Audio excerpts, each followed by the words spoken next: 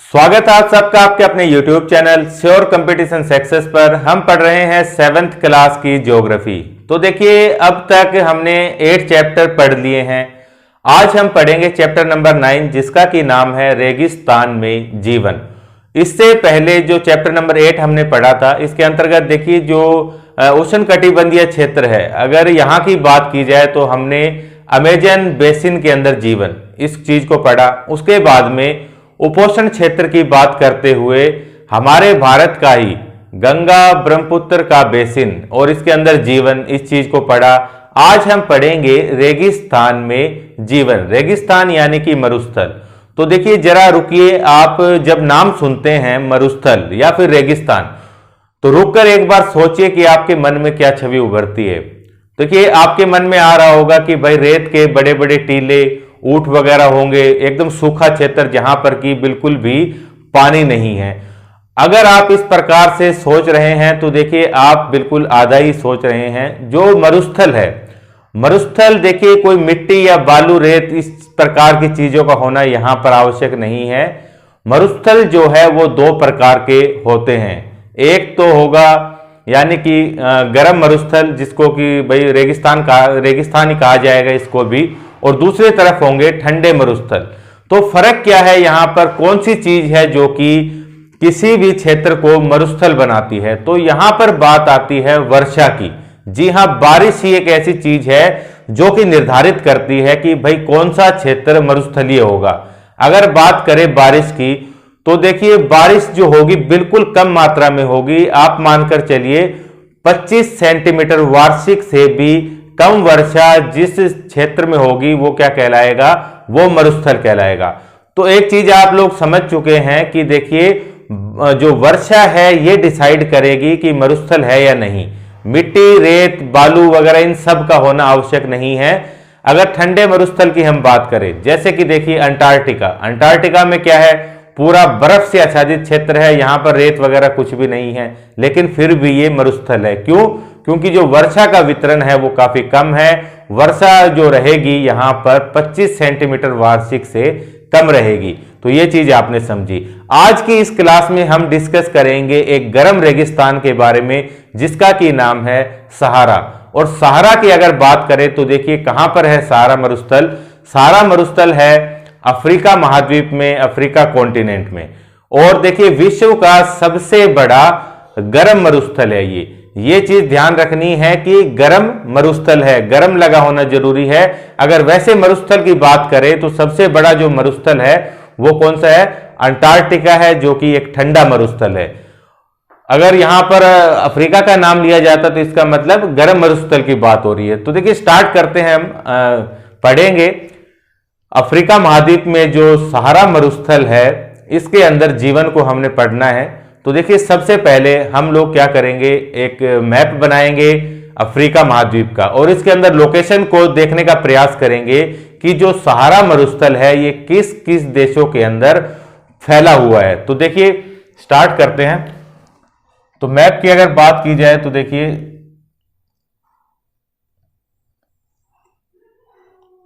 Africa महाद्वीप हम बनाएंगे।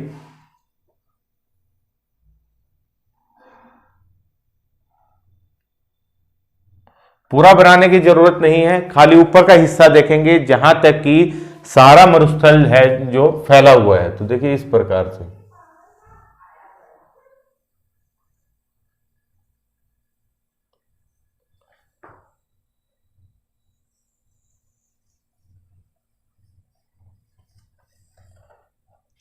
अफ्रीका के जो पूर्व में इस प्रकार की आकृति बनती है इसको हॉर्न ऑफ अफ्रीका कहा जाता है। ठीक है, ये चीज याद रखनी है, हॉर्न ऑफ अफ्रीका। उसके बाद देखिए अब हम देश बनाने प्रारंभ करेंगे। इसके अंदर के जो ये पहला कंट्री आप देख रहे हैं यहां पर, ये है ट्यूनीशिया।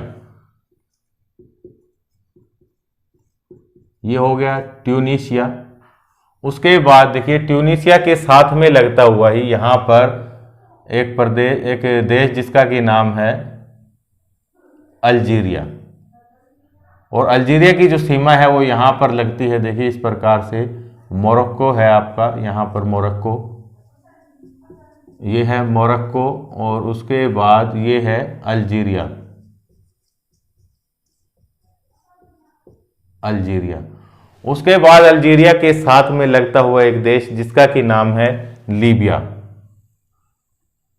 विश्व के सबसे गर्म स्थान की बात की जाए तो वो है अल अजीजिया, जो कि कहां पर है, लीबिया के अंदर स्थित है। यहां पर अल अजीजिया नाम का क्षेत्र है जो कि विश्व का सबसे गर्म क्षेत्र है।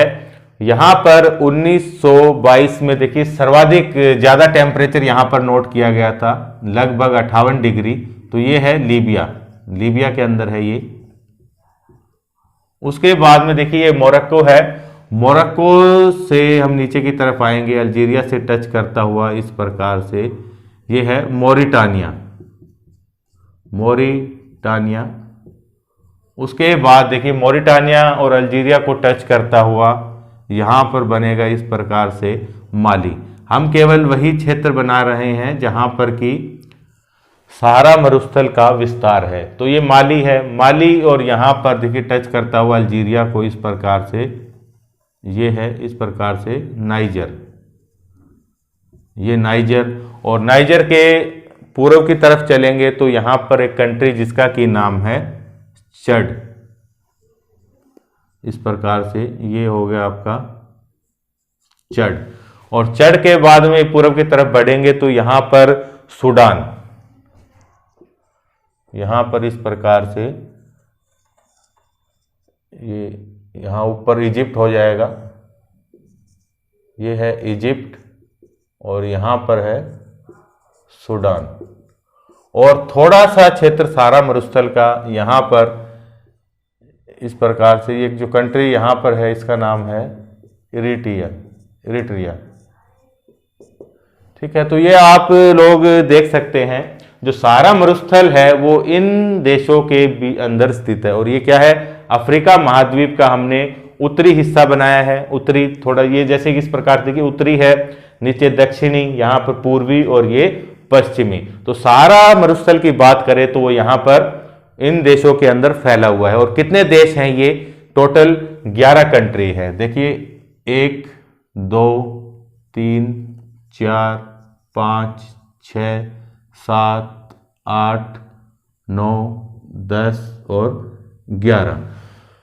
यहां से क्या समझा आपने कि जो सहारा मरुस्थल है, सहारा जो रेगिस्तान है, इसका जो विस्तार है वो कितने कंट्री में है, 11 कंट्री के अंदर फैला हुआ है। अब अगर बात करें कि सहारा जो मरुस्थल है वो कहां पर है, तो देखिए इस प्रकार से मोरक्को का पूरा हिस्सा नहीं है, इस प्रकार से थोड़ा थोड़ा हिस्सा यहां पर ऊपर की तरफ थोड़ा कम फैला हुआ है इस प्रकार से। ये जो ग्रीन कलर में आप देख रहे हैं यहाँ पर सहारा, इस प्रकार से यहाँ पर देखिए पूरा इस प्रकार से मोरक्को से माली, ये नाइजर, इस प्रकार से चड हो गया, उसके बाद इस तरह सूडान, और ये फिर इरिट्रिया, उसके बाद इस प्रकार से इजिप्ट। ये जो पूरा आप ये देख रहे हैं यहाँ पर है सहारा मरुस्थल। तो लोकेशन आपने देख ली है और ये चीज भी समझ गए कि कितने देशों के अंदर फैला हुआ है सहारा जो मरुस्थल है, 11 देशों के अंदर। तो चलिए अब और पढ़ते हैं इसके बारे में। तो देखिए सबसे पहले मैंने आपको क्या बताया था क्लास की स्टार्टिंग में कि रेगिस्तान जो है वो क्या है, रेगिस्तान काफी शुष्क प्रदेश होगा। यहां पर जो हवाएं हैं उनके अंदर नमी की मात्रा बिल्कुल भी नहीं होगी, बिल्कुल भी नहीं होगी। अगर कहीं पर नमी रहेगी रेगिस्तान के अंदर, कहीं पर जैसे पानी है या कुछ भी है, कहीं से भी पानी कुछ आता है, तो क्या होगी, हवाओं के अंदर नमी नहीं है तो हवाएं क्या करेगी, तेजी से उस जल को सोख लेगी, नमी बनाकर उसको सोख लेगी। तो रेगिस्तान क्या हुआ, मैंने बताया था कि वर्षा जो है 25 सेंटीमीटर वार्षिक से क्या रहेगी, कम रहेगी, 25 सेंटीमीटर वार्षिक से कम रहेगी। आप लोग आमतौर पर रेगिस्तान को तापमान से लगाकर जोड़ते हैं। आप रेगिस्तान का जब चित्रण करते हैं मन में, तो देखिए बालू रेत के टिब्बे, उसके अलावा आपके मन में आता है कि तापमान जो है वो बहुत ज्यादा होगा।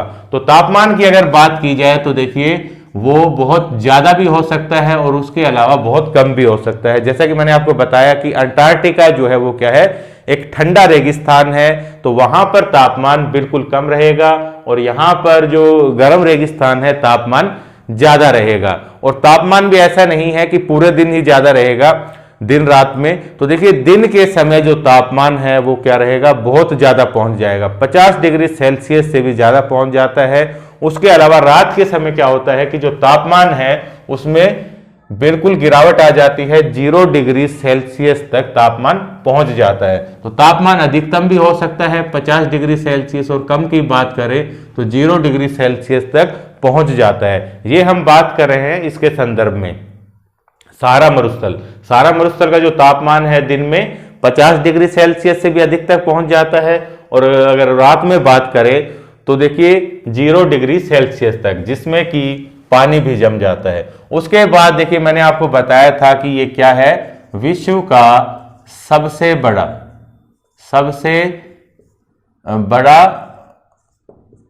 किस प्रकार का, देखिए गर्म रेगिस्तान है। और वैसे बात करें भाई, अगर आपको खाली रेगिस्तान दिया हो तो वो कौन सा है,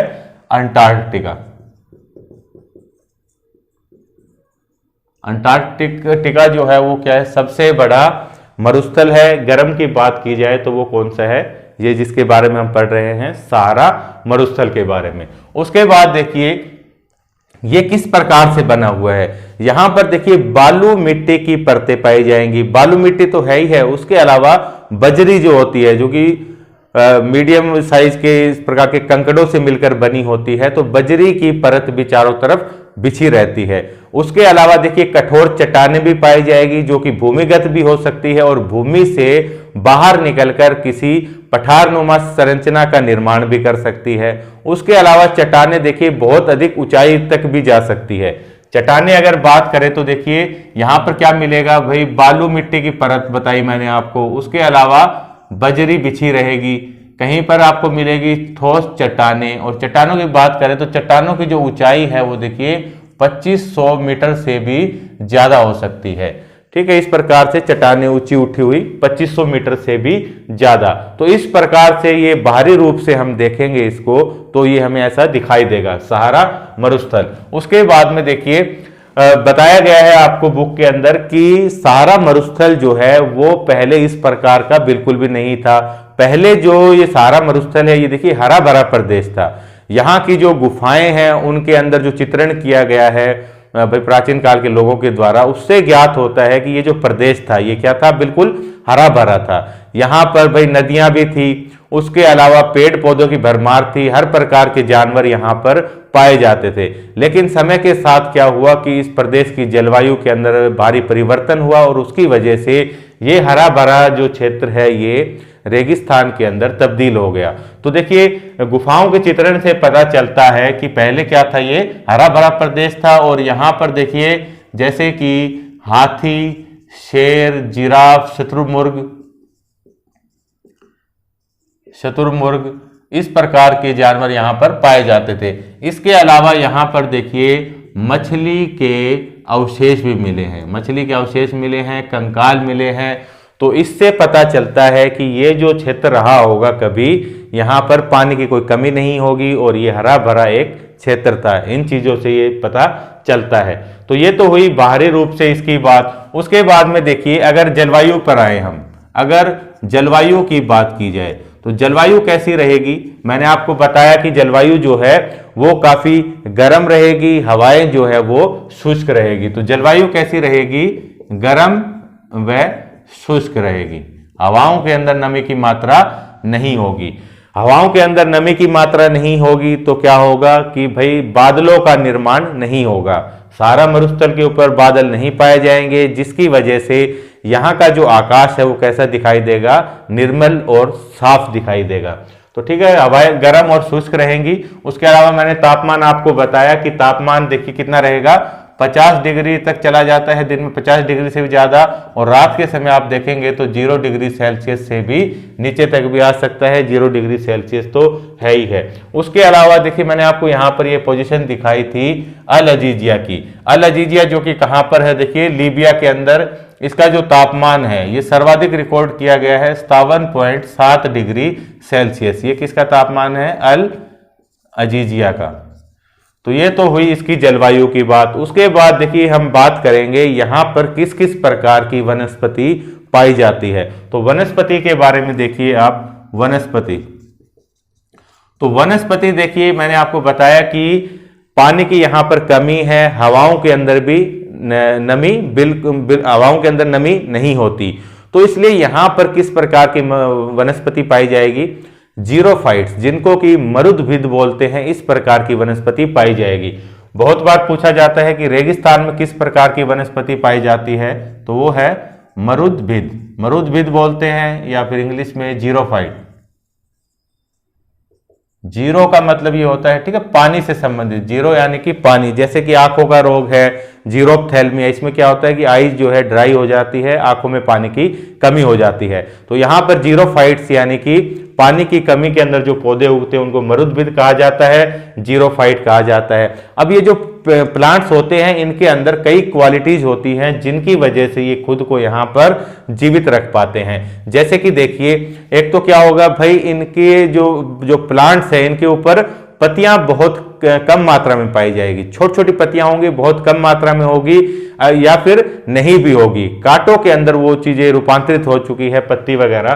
तो देखिए यहां पर कैसी होंगी भाई, जो पत्तियां होंगी वो छोटी होंगी और नुकीली हो सकती है, और उसके अलावा जो पेड़ होंगे वो कांटेदार होंगे, और प्लांट्स की देखिए जो जड़ है ना, रूट्स, वो काफी गहराई तक जा सकती है, जड़ें लंबी होंगी, तभी तो वो नीचे तक क्या है पानी वगैरह अवशोषित कर पाएगी, तभी जीवित रह पाएगी।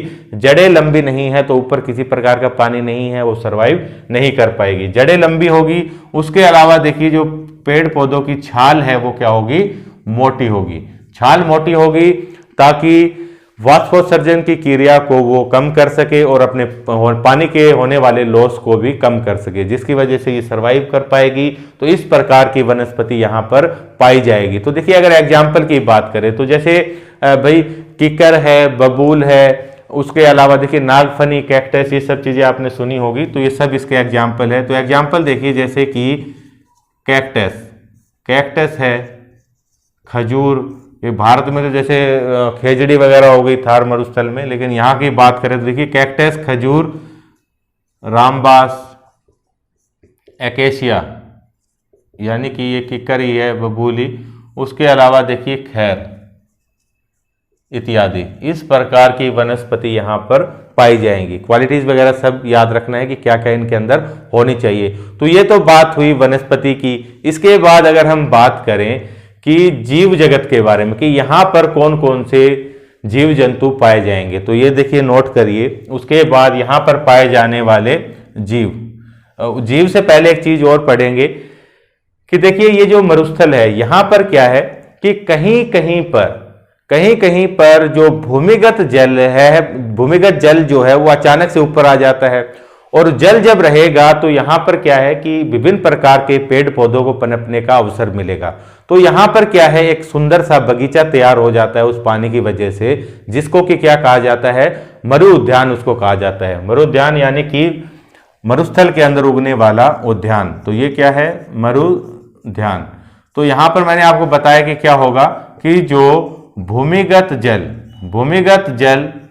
जो कि कहां से आएगा भाई, कोई ना कोई यहां पर क्या होगा, भूमिगत नदी होगी नीचे, उसकी वजह से ऊपर आ जाएगा। तो देखिए भूमिगत जल किसकी वजह से, भूमिगत नदी या फिर आर्टिसियन कूप भी बोलते हैं इसको, ठीक है, आर्टिसियन कूप, भूमिगत नदी या फिर आर्टिसियन कूप, यानी कि जो भूमिगत जो जल है उसका स्तर क्या होगा, बहुत ज्यादा ऊपर होता है, भूमिगत जल का स्तर बहुत ज्यादा ऊपर होगा।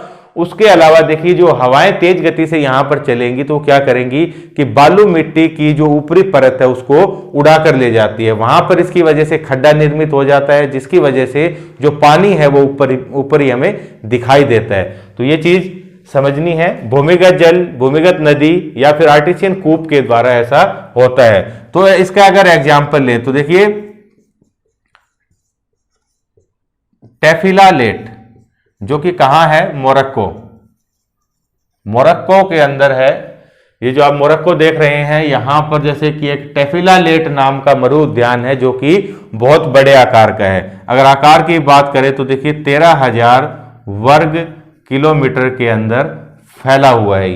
ये चीज ध्यान रखनी है। सबसे यहां पर पाए जाने वाले मरु उद्यान में ये बड़ा है।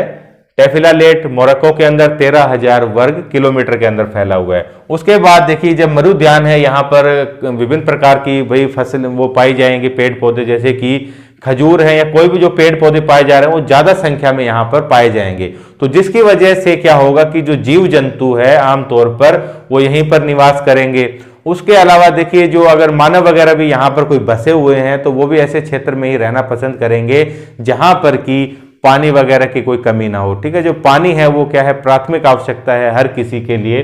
तो इस प्रकार से जहां जहां पर भी मरु उद्यान पाए जाएंगे वहीं पर क्या होंगे, ज्यादातर मात्रा में मानव भी मिलेंगे, जीव जंतु भी यहां पर मिलेंगे। तो देखिए अगर जीवों की बात की जाए कि भाई किस प्रकार के जीव यहां पर मिलेंगे, तो देखिए ऊंट है,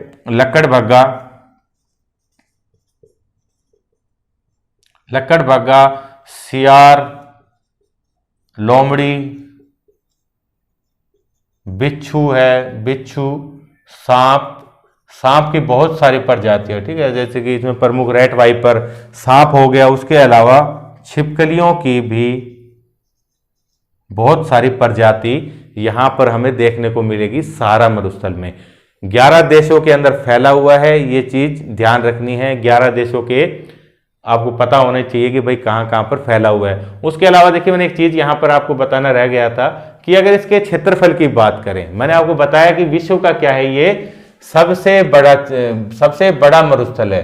तो इसकी अगर बात की जाए तो देखिए ये लगभग 86 लाख वर्ग किलोमीटर के अंदर फैला हुआ है। सारा मरुस्थल का जो विस्तार है वो इन 11 देशों में 86 लाख वर्ग किलोमीटर के अंदर है। अगर भारत की हम बात करें तो देखिए 32,87,263 वर्ग किलोमीटर में भारत का टोटल क्षेत्रफल है। उससे आप अंदाजा लगा सकते हैं कि ये सारा मरुस्थल जो है वो कितना बड़ा है आकार में, विस्तार में। ठीक है, उसके बाद ये देखिए मैंने आपको जीव बताए, ऊंट, लक्कड़बग्गा, सियार, लोमड़ी, बिच्छू, सांप इत्यादि ये यहाँ पर जानवर पाए जाएंगे। उसके बाद देखिए अगर बात करें मानव का जीवन, तो मानव का जीवन जो है वो देखिए इस प्रदेश के अंदर क्या है, काफी कष्टदायी है। यहाँ पर देखिए भाई पानी भी प्रचुर मात्रा में नहीं है, वर्षा भी नहीं होती, बहुत कम मात्रा में होती है। उसके अलावा तापमान की अगर बात करें तो दिन में बहुत अधिक, रात में बहुत अधिक, यानी कि विषम परिस्थितियां हैं यहाँ पर जीवन को जीने के लिए। लेकिन मानव ने धीरे धीरे अपने आप को उसके अनुसार, प्रकृति के अनुसार ढाल लिया है, जिसकी वजह से उन्होंने यहाँ पर भी जीवन संभव बना लिया है। तो देखते हैं कि यहाँ के जो मानव है वो क्या क्या क्रियाकलाप करते हैं। तो देखिए अगर मानवों के विषय में पढ़े, हमने वनस्पति के बारे में पढ़ा, उसके अलावा देखिए जीवों के बारे में पढ़ा, मरु उद्यान पढ़ा। अब यहाँ के मानव के बारे में पढ़ेंगे कि किस प्रकार से वो यहाँ पर अपना जीवन यापन करते हैं। तो देखिए जो मनुष्य की यहाँ पर जो जनजाति पाई जाती है, जो जनजाति मुख्य रूप से यहाँ निवास करती है वो है देखिए, एक तो है बेदुइन और तुआरेग। ये दो जनजातियां मुख्य रूप से यहां पर पाई जाती है, बेदुइन और तुआरेग। अब ये क्या करते हैं यहाँ पर देखिए, ये यहाँ पर कुछ जानवर जैसे कि आपका ऊंट हो गया, घोड़े हो गए, इस प्रकार के जानवरों का यहाँ पर पालन करते हैं। जैसे कि देखिए बकरी, भेड़, ऊंट, घोड़े, इन जानवरों का क्या करते हैं, पालन करते हैं। और देखेंगे कि बकरी, भेड़, ऊंट ये हो गए, इनसे क्या किया जाता है, इनसे दूध प्राप्त होता है, इनसे दूध पीते हैं। उसके अलावा देखिए भेड़ के बाल हो गए, ऊंट के बाल हो गए, इनसे क्या करते हैं, बालों से अपने लिए कालीन, चटाई, कंबल या कपड़े, इन चीजों का निर्माण करते हैं। तो इनके बालों से क्या होगा, इनसे तो दूध मिल गया, बालों से ये देखिए जैसे कि चटाई, कालीन, कपड़े इत्यादि का निर्माण करते हैं। और देखेंगे कि जो कपड़े हैं इनके वो काफी भारी भरकम होते हैं, ताकि यहाँ पर चलने वाली धूल भरी आंधियों से ये लोग बचे रहें और अधिक तापमान का भी इनके ऊपर कोई नुकसान ना हो। तो ये करके रखते हैं इंतजाम, इस हिसाब से मिट्टी वगैरह से भी बचाते हैं कपड़े इनको। तो देखिए मैंने आपको बताया था कि जहां जहां पर मरु उद्यान है, जहां पर भी मरु उद्यान पाए जाएंगे वहां पर आम लोग पर ये जो यहाँ के जो मानव है वो निवास करना पसंद करते हैं। उसके अलावा देखिए सूडान के अंदर देखिए दो नदियां, सूडान के अंदर दो नदियां मिलती हैं। देखिए इस प्रकार से, एक नीचे की तरफ से आती है, इसको क्या बोलते हैं, व्हाइट नाइल, यानी कि व्हाइट नाइल, सफेद नील नदी, ठीक है, व्हाइट नाइल नदी इस प्रकार से आएगी। उसके बाद देखिए यहां से ब्लू नाइल, ये दोनों यहां पर मिलती है और क्या करती है, नाइल रिवर का फॉर्मेशन करती है। व्हाइट नाइल और ब्लू नाइल के मिलने से नाइल रिवर बनी, और नाइल रिवर देखिए इस प्रकार से सूडान के अंदर बहते हुए इस प्रकार से इजिप्ट से मेडिटेरेनियन सी के अंदर चली जाती है। तो यहां पर मरुउद्यान प्लस में ये जो नाइल नदी की घाटी है, यहां पर क्या है, आमतौर पर लोग ज्यादा पाए जाते हैं। कहां कहां बताया मैंने, एक तो है मरुउद्यान है, और उसके बाद नील नदी की घाटी, नील नदी घाटी जो है ये क्या है, इनका प्रमुख निवास स्थल है, यहां पर ये लोग निवास ज्यादा करते हैं। उसके बाद देखिए यहां पर और ये क्या क्या क्रियाकलाप करते हैं भाई, यहां पर फसल वगैरह भी उगाई जाती है। जैसे कि देखिए फसलों के अंदर क्या क्या करते हैं ये लोग, जैसे देखिए खजूर, चावल, उसके अलावा गेहूं, जौ, सेम और कपास, इन चीजों की ये खेती भी करते हैं। खेती की जाती है, कृषि की जाती है, जहां पर भी पानी उपलब्ध होगा ये लोग इस प्रकार की कृषि यहां पर करते हैं। चावल, खजूर, गेहूं, जौ, सेम और कपास। अगर देखिए कपास की बात करें तो मिस्र का जो कपास है, मिस्र यानी कि मिस्र समझ गए क्या, इजिप्ट को क्या बोलते हैं, इसको मिस्र कहा जाता है। तो देखिए मिस्र यानी कि इजिप्ट का जो कपास है वो क्या है, विश्व प्रसिद्ध है। अब देखिए हाल ही में जैसा कि वर्तमान में क्या है कि ये जो क्षेत्र है सहारा वाला, यहां पर देखिए वैज्ञानिक गतिविधियों के कारण भाई यहां पर तेल भंडार होने की भी संभावना भी जताई जा रही है कि यहां पर तेल भंडार भी हो सकते हैं। उसके अलावा देखिए ये जो क्षेत्र है ये खनिजों की दृष्टि से भी ठीक ठाक है, यहां पर विभिन्न प्रकार के खनिज भी पाए जाते हैं। जैसे कि देखिए अगर खनिजों की बात करें तो लोहा, फास्फोरस, मैग्नीज, उसके अलावा यूरेनियम, इस प्रकार के ये खनिज यहां पर पाए जाते हैं। उसके अलावा मैंने आपको बताया कि तेल भंडार भी यहां पर है, और बाकी खोज वगैरह चल रही है, और भी हो सकते हैं। तो तेल भंडार भी यहां पर है।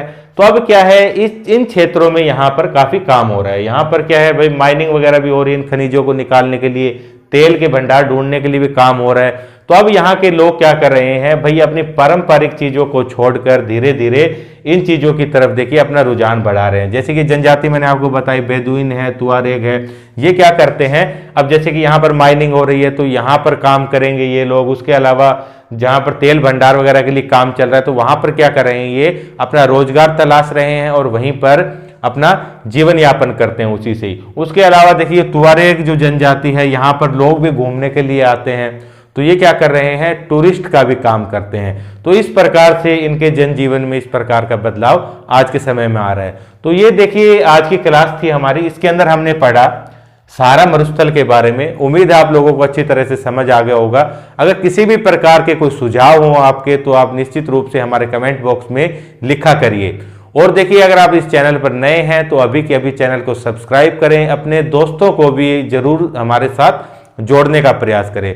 तो मिलेंगे कल, और कल हम पढ़ेंगे शीत मरुस्थल के बारे में, जिसके अंतर्गत हम देखेंगे हमारे भारत में स्थित जो है ठंडा रेगिस्तान जिसे कि लद्दाख कहते हैं, उसके बारे में पढ़ेंगे।